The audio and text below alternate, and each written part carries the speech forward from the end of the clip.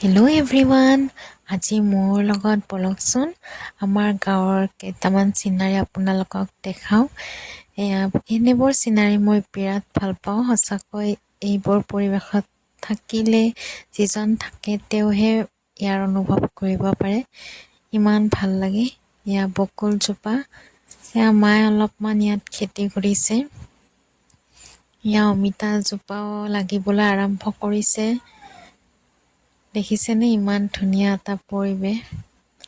সঁচাকৈ এইবোৰ পৰিৱেশ ছেভ কৰি ৰাখিব পালে নিজেই বহুত ভাল লাগে।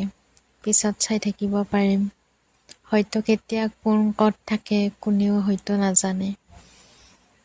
এই অমিতা লাগিছে গছত আৰু সেইফালেও আছে।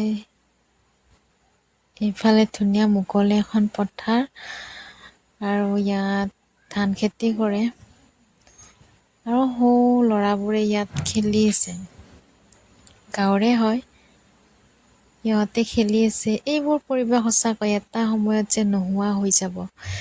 এতিয়া গাঁৱত আছে, গাঁৱতো কিছু বছৰ পিছত হয়তো নোহোৱা হৈ যাব। এই দেখিছেনে চৰাইটোৱে কেনেকৈ মন মাৰি অকলশৰে বহি আছে। হয়তো কোনোবা লগৰীয়াক বা লগৰজনক অপেক্ষা কৰি আছে। এয়াই গাঁৱৰ পৰিৱেশ ভাল লগা।